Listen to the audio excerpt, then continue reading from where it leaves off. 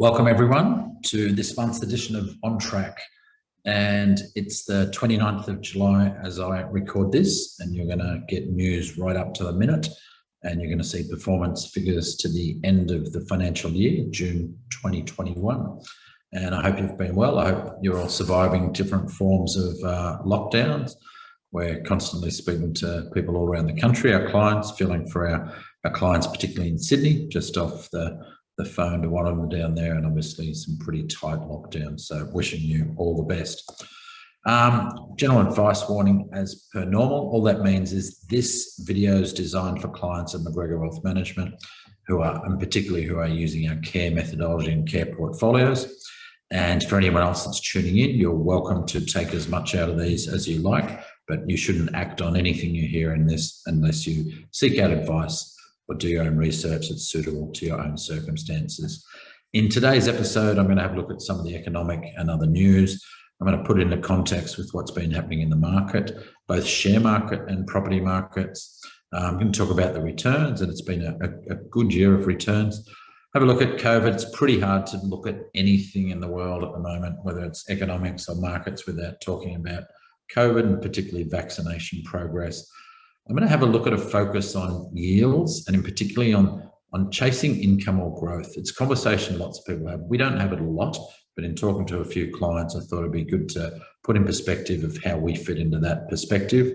And I'm going to have a look at property and what we're talking about yields, look at rental yields, what's been happening to them, and vacancy rates in different parts around Australia.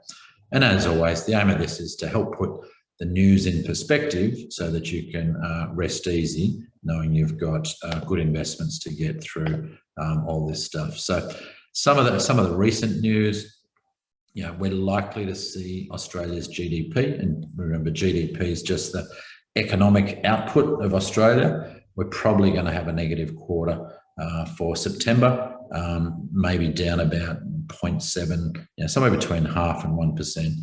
And just to put that in perspective, it's like someone earning $100,000 only earning $99,000. So while it's not great, it's not down that much. A recession, you're going to hear people start talking about, are we going to have a recession? A recession is 2 negative quarters of GDP. So they would have to see this lockdown spill over into October, November. Unlikely, not impossible, but unlikely. So we're likely to see a very small negative quarter as a result of this lockdown in Australia, but not likely to see a recession, but anything can happen. Share markets have kept rising, and you'll see that acronym I've got there called TINA, which just stands for there is no alternative. Money in the bank, and you can see on the right-hand side here, the RBA cash rate, 0.1%. 90-day bank bills, 0.03%. They've actually gone down 0.01%. The 10-year government bond yield has also dropped down from 1.5% down to 1.2%. As inflation fears that I talked about the last few months have actually fallen. So we're not as worried about inflation as we being the markets, not as worried about as they were. Aussie dollar down slightly from 76 to 74. Inflation rate, we're still waiting for the next quarter updates, but very low at 1.1%. Mortgage rates are interesting on CanStar. When I look at it, there's a range between the lowest and the highest variable mortgage rates of 3%. So the lowest mortgage rate is in the ones, 1.99, and we've seen that you can fix rates as low as 1.8. So quite staggering, really. The headline rates, the banks average the headline rates in the 3s, but they give discounts on everything. And if you're not getting any of those discounts, please yell out. You should be putting pressure on your bank or looking for an alternative. And you should all interest rates should be starting with a 2. And if you can fix it a 1. And for poor old people with money in term deposits, if you're getting much more than 0.3%, you're doing very well. So we've got share markets doing well. I'll talk through those numbers in a minute. Bond rates, that's the government bond rates have fallen as those inflation worries eased. An amazing run continuing in property, and I'm going to dive into this in a bit more detail, have a look at the yields, what's happening with rentals around the country, and have a look at why properties continue to rise. We've got the vaccination rate climbing more rapidly in Australia, triggered by people watching what's happening with lockdown and most people realising that, the only way out of this is vaccination and herd immunity, which means people have either got to catch it or get vaccinated or both, up until the point where there's enough people vaccinated that they can release restrictions. We're seeing that experiment play out in the UK, and you can see my chart on the bottom here, which is really important. We're going to watch closely. So the UK, the dark blue line here is the first wave, the second wave, the third wave. They're now into a fourth wave. But you'll see that in all the earlier waves, as COVID cases went up, so too did deaths and so too did hospitalizations. But now that they've got a high level of vaccination, certainly not 100%, and I'll show you the numbers in a minute, we've seen COVID cases rise again, and those cases are up around 50,000 a day. And just keep that in perspective, they're getting 50,000 a day while we get 100 a day, 150 a day.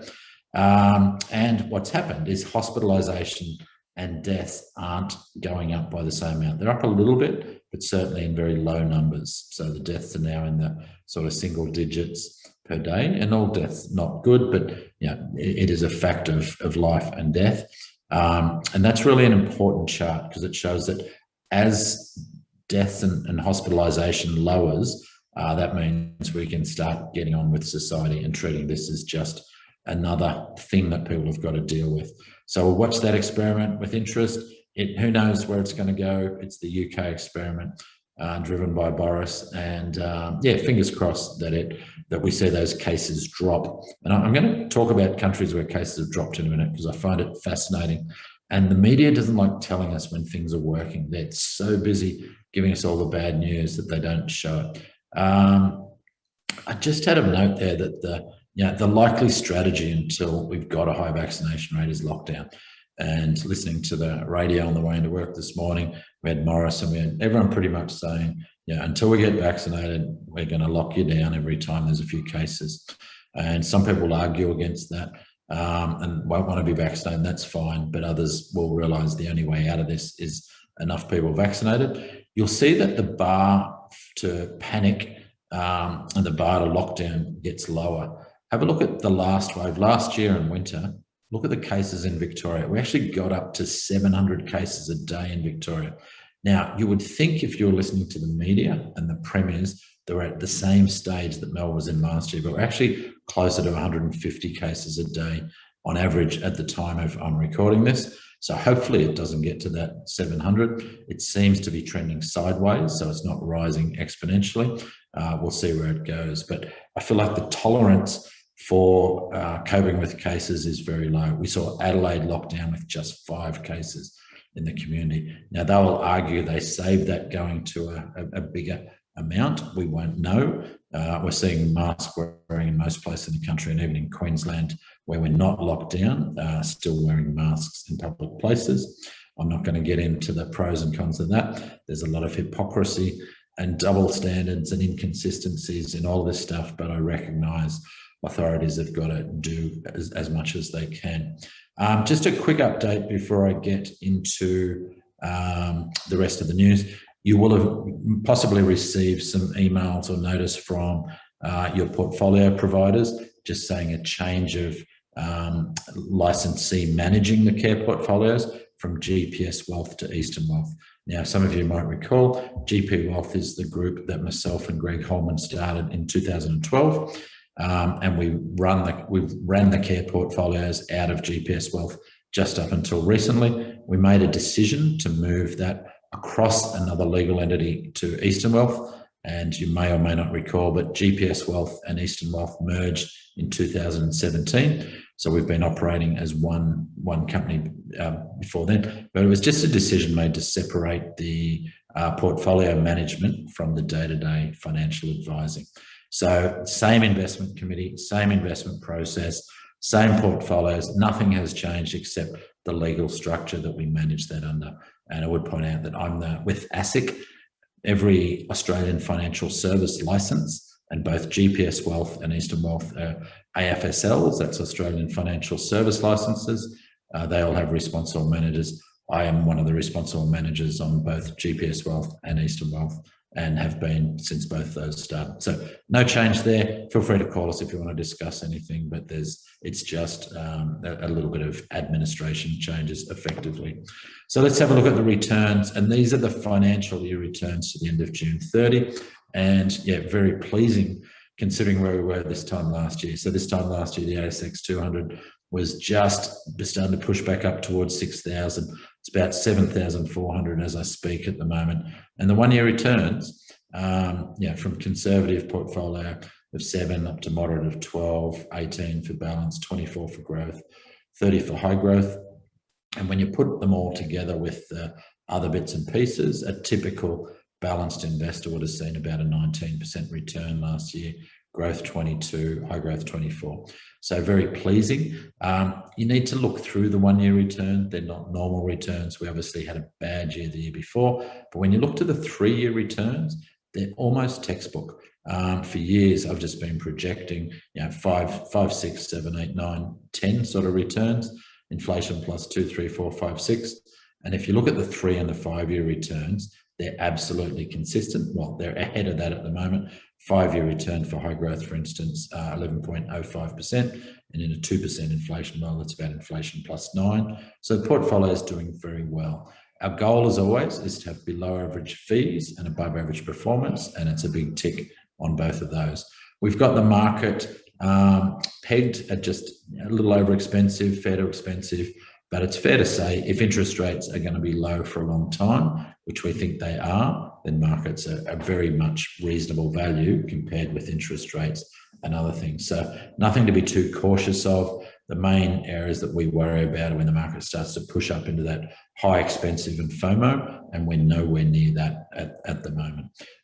But it's a good time, and for a lot of our clients, we're rebalancing as we do reviews and topping up the reserves to normal levels. Let's dive in, and our wall of worry framework, and the market continues to climb the wall of worry. Never has it been more true. We're always worried about another one of those, and for COVID it's been another wave, another lockdown, another whatever, but the market keeps climbing up that wall of worry as it's done forever. Occasionally it breaks out into a boom or the FOMO, fear of missing out, followed by a bust, but we're not in that territory at the moment. We're quite firmly in the wall of worry, and in that space, just a little over fair. We've literally well above where we passed in February 2020, which was pre-COVID, the big drop, and then back.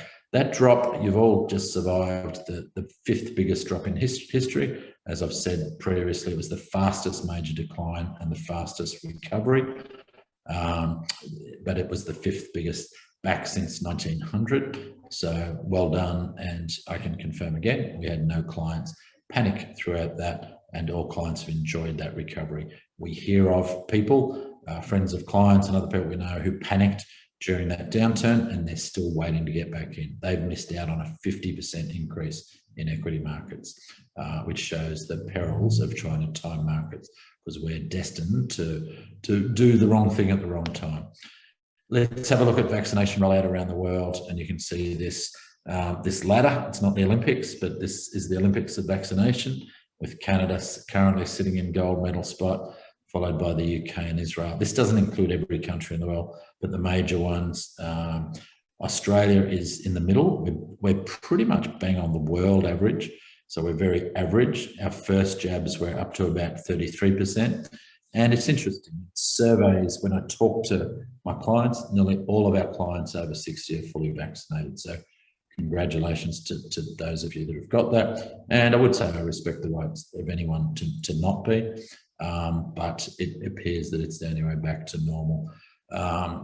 Free movement, travel, etc. And I'm not going to get into the medical stuff around that. This has increased rapidly since lockdown, but you can see the countries that are opening up, the UK with first vaccination rates pushing 70%. And this is for all people.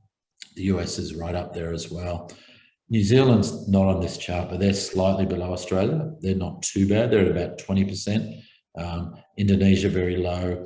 And you see, if we look for, it's going to be relevant, India, India's only got about 25, so less than Australia, which makes it really interesting because one of the things that intrigues me when I look at world cases, so in the top right-hand corner here, I've got world cases, and you can see mounting, and we literally got 500,000 cases around the world each day, and we do have a lot of people in the world. But have a look down the bottom at India. India had that first wave, and then they had that second wave where all we were seeing on the news was about the carnage in India. India's dropped right off the cliff. I've spent the last 2 days trying to find good articles on why that's the case. There's nothing. No one's talking about it.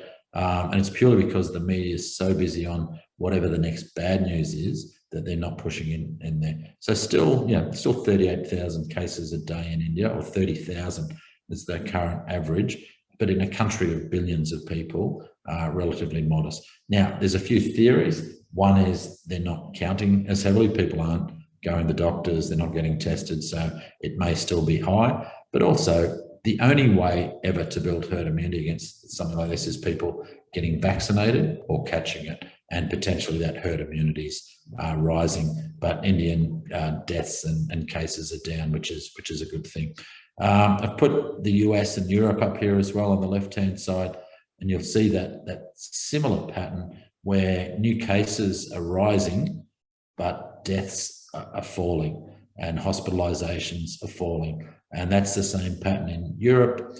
That's the same pattern in the US. It's the same pattern in the UK. So this is a good sign, and it shows that where countries get a high vaccination rate and they've had enough cases, that we get enough of this herd immunity that it becomes a manageable event. It doesn't take away the risk. There are still going to be people catch COVID, just like there's people that get the flu every year. There'll still be people die with COVID, just as people that die with the flu every year. There was a fascinating case this morning on the radio. Fiji has changed the way they classify deaths to where they're only recording deaths from COVID where people die from COVID. So that is, COVID is their primary source of death. In the West, and directed by the World Health Organization, we record any death where someone has COVID as a COVID death. So even if they had other major issues, we record deaths of people with COVID. So every time you hear the media say there was another COVID death today, they're not saying that person died from COVID, they're saying that person died with COVID. And I'm not sure quite why we're pushing that, because I think it creates more of a hysteria than there needs to be. It's absolutely fascinating. And it is what it is. But we know in Australia, 67% of our deaths, people had 2 or 3 other contributing factors. So it's very interesting indeed. So let's get into some of the markets, and just a quick reminder of the things that we focus on, helping our clients, and that is as investors, not mess it up.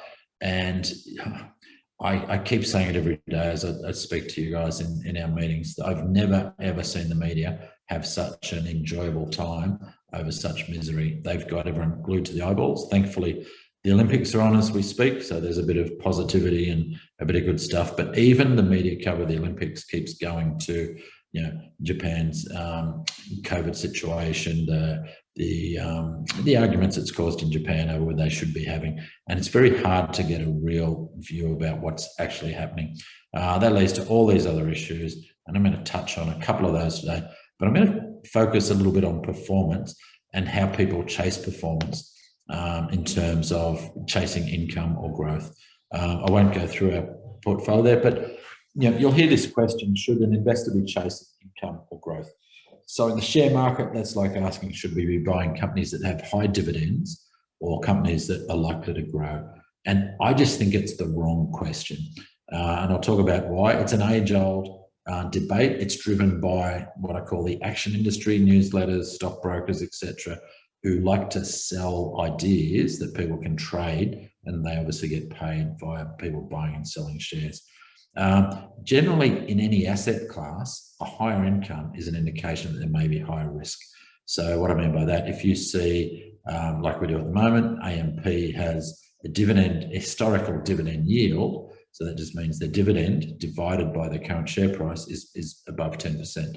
But what's that telling us, that's the market telling us that there's a risk that the share price is going to go lower. We saw this with Telstra about 5 years ago, where there was a 10% dividend, but then the share price dove over the next few years. AMP's had a 10% dividend yield for the last 3 to 4 years, but the price has gone down by 50%. Now, keep in mind, a yield is just an income amount divided by the value. So if we've got a share, let's say Commonwealth Bank is $100, and let's say they're paying a $5 dividend, it has a yield of 5%. Now, if they cut their dividend to $2.50 and the share price dropped 50%, it still has a yield of 5%. So you can see that yield is not important at all. You just lost 50% if that happened. So much better to be chasing a healthy investments that have good quality income and growth. And sometimes lower income companies like CSL, like the mining companies, have higher growth in the long run. Keep in mind that when you get income, you pay tax on that income, excepting for superannuation. Whereas when you get growth, you actually get a 50% discount on that growth. And obviously, if you get high income and pay tax and make a capital loss, as I was talking about, it's not worth chasing the high income. So I think it's one of the biggest dangers of this low yield world is that a lot of investors left to their own devices will start chasing income in all the wrong places. The action industry, newsletters, online sources, stockbrokers will say, yep, you need to be chasing income, and they'll point them to high income stocks. A good example at the moment, and this is a classic, BHP, Rio Tinto and Fortescue all are paying record high dividend yields. So up, I think Rio Tinto is about nearly 9%. Fortescue is about 13%. Not sure what BHP is, but it's up in that area as well. Now, why is that the case? They're doing extremely well off the back of the iron ore price being way above where people thought it would be. But the market thinks that price of iron ore is going to go down. So if the price of iron ore goes down, that will reduce the profits of those companies and that will reduce their dividends. So the market's saying, even though last year we got a 10% return, a 10% income payment from, say, Rio Tinto, we're not going to push the price up because we think that's going to drop. And if the price of iron ore dropped dramatically, you would see capital losses on those things. Now, I'm not saying that's going to happen, but that's what the market's saying. And you've got people like Warren Buffett who've argued for years that if a company's doing well, if they're getting a high return on equity, you actually don't want them to pay dividends. You actually want them to reinvest in their own earnings because it's doing better than average. Now, the challenge is retirees need income. Well, they don't need income, they need cash flow. So retirees need money coming in each month to pay. And that's what prompted us nearly 20 years ago to create the care process and use what we call a bucket strategy, which is where we have a portfolio that's chasing a consistent total return.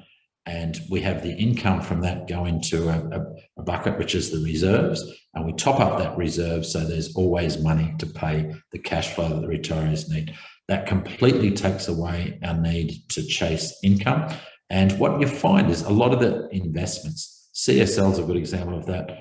The CSL dividend has gone up 3 times in the last 5 years. So it's literally gone up, from 48 cents, I think, to $1.50. And guess what the share price has done? It's gone up 3 times. So even though it had a low yield of less than 1%, it's now literally paying people good dividends based on their original purchase price. So it's a very dark alleyway of chasing income. And if you hear people talking about that, don't be seduced by thinking you should be chasing high income. What you should be chasing is good and consistent total returns. So if you look at the yield of the Australian stock market on this chart, you'll see in the last, back to 1980s, the last 40 years, it's averaged, sorry, I'll just go back to that, about 4%. But there's been some big spikes up and down. Now, keep in mind, a yield is a ratio. So it's made up of 2 numbers. It's the income divided by the share price. So all these times when the yield has gone up dramatically, guess what's caused that? Not that the income has gone up, but that the share price has gone down. So the 1987 stock market crash caused the yield to go from under 3% to back up to 7%. In 2007, the GFC share market crash caused the yield to go from 3.5% up to nearly 7% as well.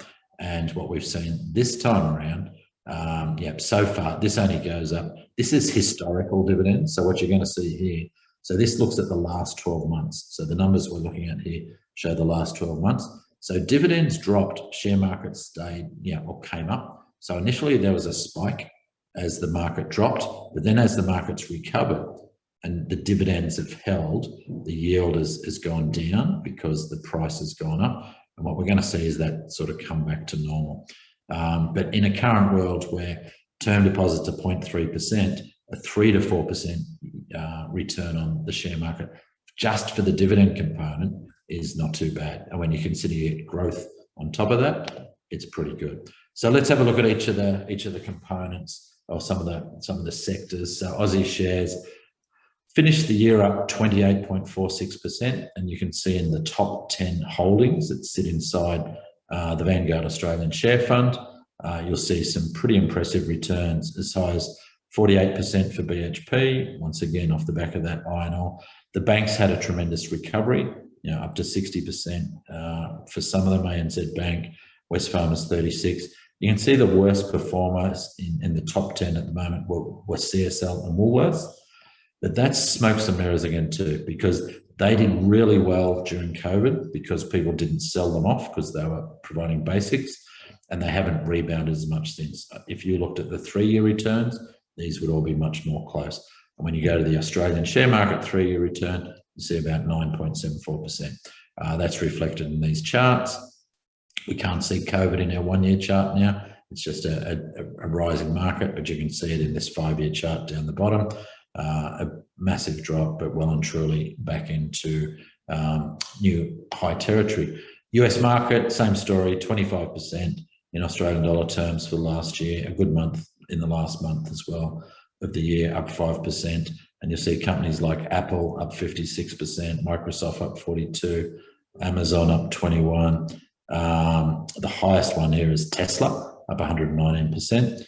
And Google up about 81%. So spectacular returns. But keep in mind, they did come off a drop. Although when you look at the drop now in the 5-year chart down the bottom here, it doesn't look that bad. You can see how quickly that came back, well, over a year, but quicker than anyone expected. And once again, a good reward for long-term investors. US small caps, and keep in mind, these are big companies, $676 billion constitutes the top of the small cap area in the US.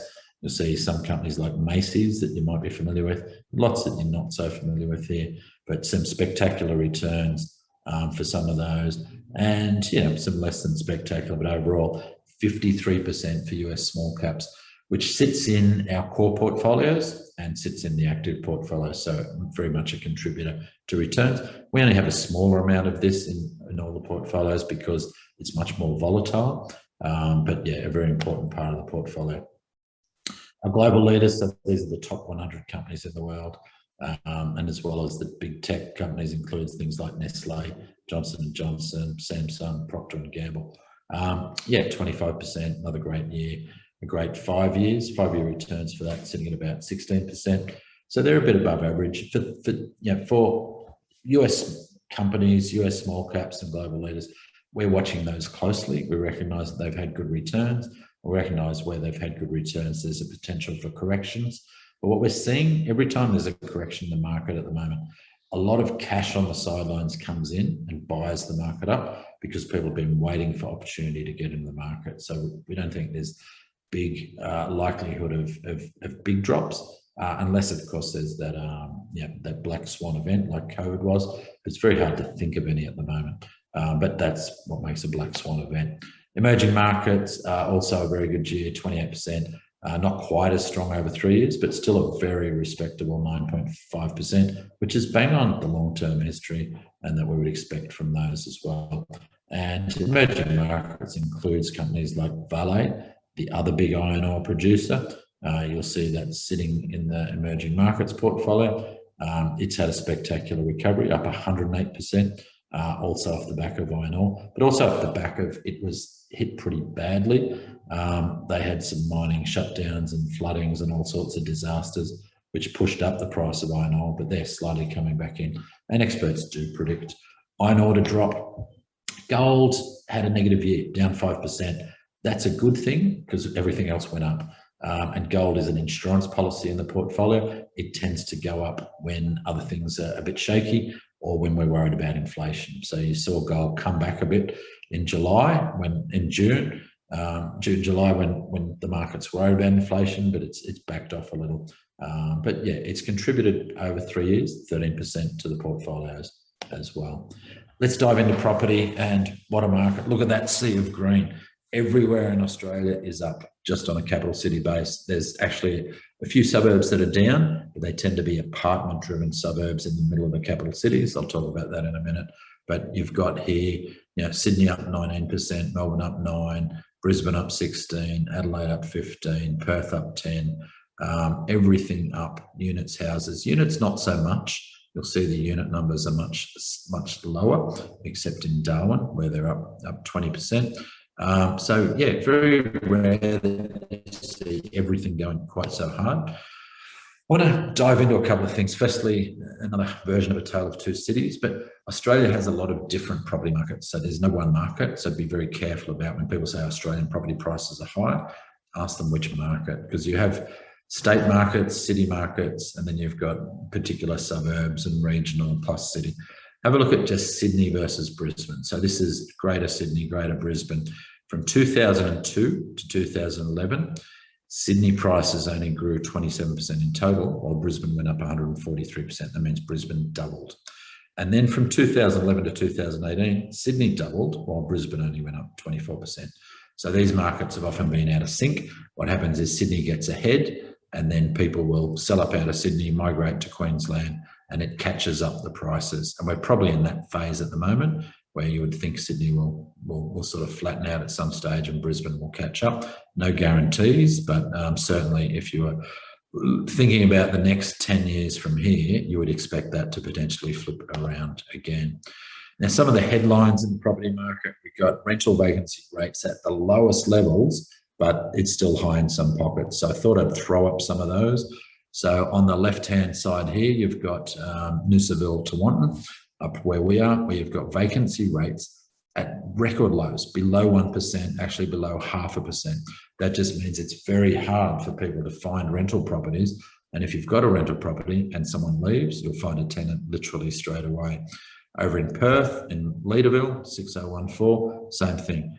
Rental vacancies that had been as high as 10% in 2017, now down to less than 1%. That's often a sign that rents are going to go up and that prices will follow up.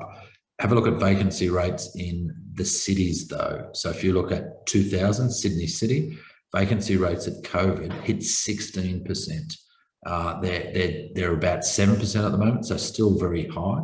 A good market has a vacancy rate of between 2 and 3%, and that's a market that's not too constrained and not too loose. Obviously at 8%, that's a lot of properties empty. These are mainly inner city apartments that would normally be filled with international students and other people migrating to Australia, both of which have stopped for now. And you see in Melbourne the same experience. So 3,000, the inner city postcode there, also went up as high as 16, 17% around peak COVID, and still, at about 9, 10%. So yeah, different stories in different places, but majority, excepting for those inner city resident markets, vacancy rates at all-time low, rents rising, and with rents rising and interest rates falling, that's led to prices rising, a fairly natural occurrence. And what we're seeing from those low vacancy rates is the biggest rent rises. So this is where, all of a sudden yield is a silly number. So something that was a low yield last year is now increasing. So what's more important, once again, is buying good quality growth assets, shares and property where the income, that is the dividends or the rent, is likely to grow. That's what causes prices to grow. So if we dive beneath the bonnet here and we have a look at, say, Sydney with those 7% vacancy rates, you've seen rental yields. So once again, the income coming from those properties fall. Income from those inner city properties in Sydney used to be about 6 to 7% yields. It's down to about 4%, and that's with prices not going up. So rents there have been slashed as people cut their rents to try and get tenants. So it's got to very low yields. But then we compare that to a suburb like Tewantin/Noosaville, where yields have got down to 0.3%, and we're actually seeing rental yields go up. And that's in spite of prices going up. So rents are going up more than prices, and we know prices are going up. But what we're going to see is as the prices go up, as this data goes out to the next year, the rental yield will fall because the prices have gone up and the rents won't be going up as much. But yeah, and that's why you've got to be so careful talking about yields. Same data here, just showing Melbourne, absolutely crazy vacancy rates, in those inner city apartments of 10%, but then jump across to Leederville in Perth, just a nice inner suburb in Perth. We got vacancy rates of 0.5% coming down from 8%, and rental yields actually going up while prices are going up. Compared to the low yields coming out of Melbourne. So it's a market to be careful in. We've just started a partnership or a joint venture with Performance Property Advisory, where we will use them to help our clients find property around Australia. So for our younger clients in particular, on our Pathway to Wealth program who are buying investment properties, never has it been more important to have someone who can get exposure around the country to the right areas. So this is their property clock. So I've replaced the Heron Todd property clock that I've used in this with the Performance property clock, and they break their clock into a few sectors here. So the market, same clock, but there's a buy value. So this is where suburbs and cities are starting to move up, and things are good value. And then there's a buy momentum, and that's where the market's been running, but it's still likely to keep running. Then there's an area where it's maybe hold, and then there's the market's going down, and then the market's in stagnation, waiting for it to go up again. Like the Heron Todd property clock, everything is on the rise, pretty much. And you'll see they also break the market down into what I would call blue chip, the AAA. That's mainly the big capital cities and very close to those cities, so Perth, Brisbane, Adelaide, but also taking places like Sunshine Coast, Geelong, Wollongong. And it's interesting, they've got Gold Coast not in that blue chip, but still BBB, and you can see they categorize that by the returns you would expect to get in the long run, and then down to some of the more regional areas that are a bit tougher. And their logic is the cycle up is about 7 years for the capital cities, about 5 to 10 years for regional, and the cycle of downturn and stagnation is about 4 to 7 years of capital city, 5 to 10 years of regional. So as we've said many times, you can be a long time in a sideways market. So we're very careful where we're helping clients buy at the moment. And on the flip side of that, for markets where they've been running hard, for a lot of our clients, it's been a good time to exit, to consolidate their long-term retirement plans, or to make their move towards retirement. So once again, be careful. And we're very pleased to have the resources, one of the best resource property advisory companies that I've dealt with, effectively now as part of our team. So wrapping up, as always, our care process, subtitle, exciting life, boring money. It's based on our principles and values that all investing is best done as part of a real financial plan. That is one that's got goals based on what's important to you, a portfolio designed to meet those goals, and what's really important for us as planners is having a portfolio where we can help you plan your future. We do that by taking a long-term view, and then having all the basics covered: diversification, asset allocation, liquidity, low-cost index for most growth markets, protecting against that volatility through enough reserves for our retired clients, and dollar cost averaging for our clients that are still building their wealth. Those rebalancing, which we're doing a lot of at the moment, are where we add value that helps make those returns more consistent. And as always, only 3 ways to lose money, and don't do them. One is panic and sell when markets are down, having to sell when markets are down, and not being properly diversified. Great to talk to you. Thank you for listening. As always, it's been a good financial year. So we're very pleased that our clients have been rewarded for their long-term investing. I look forward to talking to you all, and I will talk next time.